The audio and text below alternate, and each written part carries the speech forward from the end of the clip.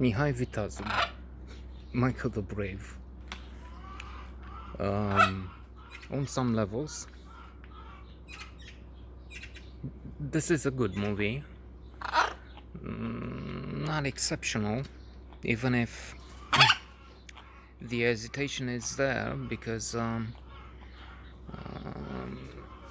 judged at the moment of its release, looking at the impact it had in the cinema theaters here, because I don't think there was a major release, if any, outside the country.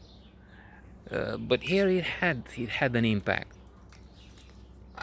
Now we can easily start detracting, diminishing, setting the film where it is. I mean, at the level of maybe an average motion picture, by saying, first of all, there wasn't much to see. So if you compare three banal productions, one to the other, you have one which can be much better, and it gives you the impression, wow, if I look at what I've seen so far, well, this is in the stratosphere, but then in the stratosphere of average movies. Then there are merits and there are many flaws. The flaws, again, would be easy because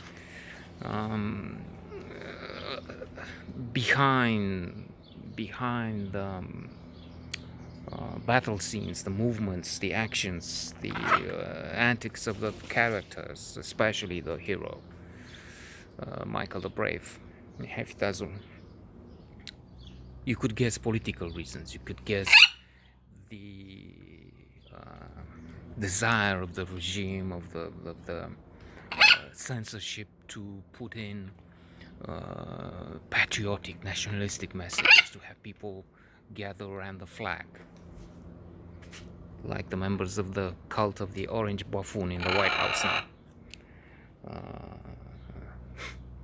Make America great again. Okay. So that's one thing.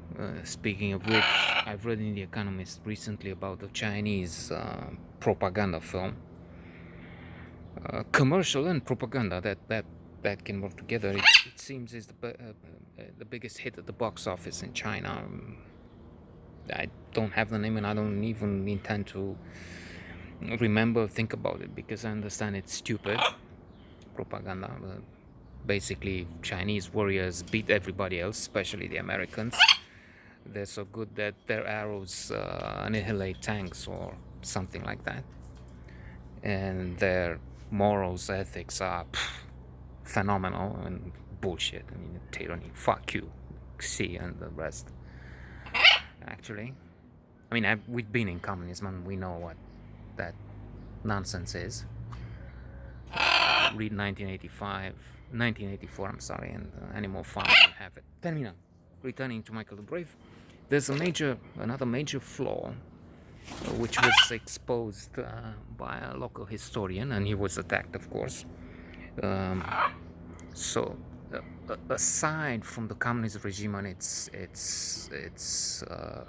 devious designs, historians, some of them urged by this desire to be with the propaganda, to get cushy jobs, I don't know, things like that.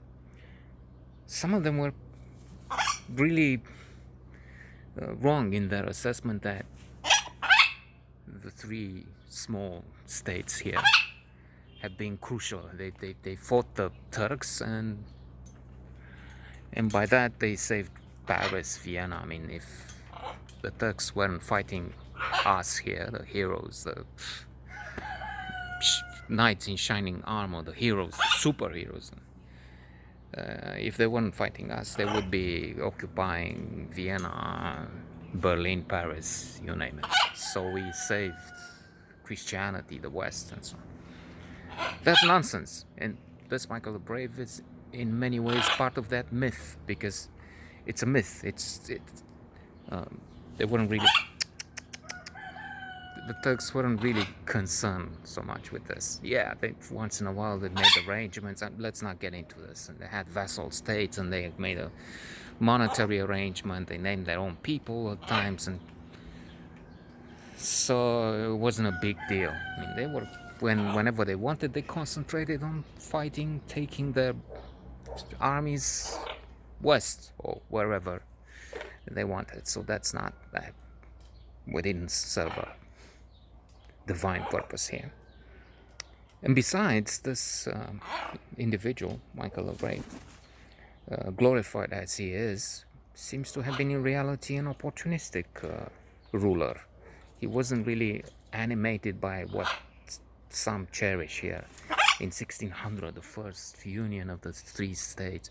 No, he wanted something of an alliance, of a practical thing. He wasn't into union, into we're all together, brothers, same blood, blah, blah, blah. No. So that's part of the whole story. And in all, it was a complex thing. And one element, music was fantastic. That was the overture, Michael the Brave, I think, even entitled by Tiberiu Olach, I think. Olaf, something. And I loved it when I was in a cinema hall. I was.